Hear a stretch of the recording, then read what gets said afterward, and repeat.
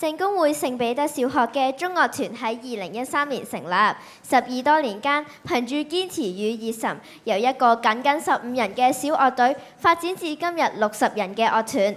由最初嘅初試提升，到今日喺小學嘅中樂界國有成績，喺香港學校音樂節、香港青年音樂匯演、香港聯校音樂大賽、全港中樂大賽都獲得唔錯嘅成績，都係得來不易嘅成果。樂團喺過去10幾年間穩步成長，團員們以堅持同熱情不斷追求進步，學校深受感動，因而決定舉辦首屆中樂音樂會。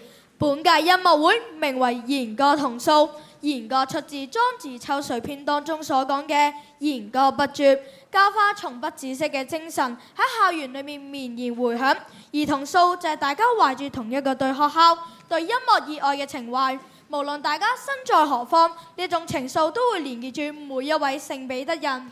更別具意義嘅係，今日演出嘅除咗有我哋嘅中樂團現時嘅成員，仲有班專程翻嚟嘅校友。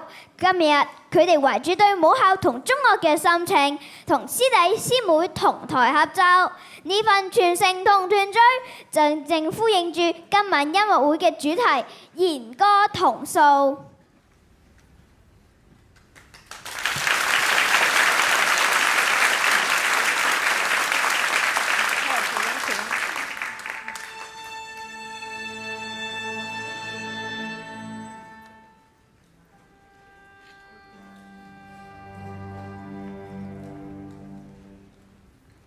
為音樂會揭開序幕，我哋中樂團送上嘅第一首樂曲係大家最熟悉、最親切嘅聖公會小學校歌。歌曲旋律源自威爾士民謠，今次以中樂演奏，又有另一番韻味。除咗聽之外，我哋仲會一齊唱㗎。因為呢一首聖公會小學校歌嘅歌詞係由1949至1973年喺聖彼得小學任教嘅任就雲老師所填詞。依家全香港49間聖公會小學都係唱緊呢一首校歌㗎。現在有請樂團指揮。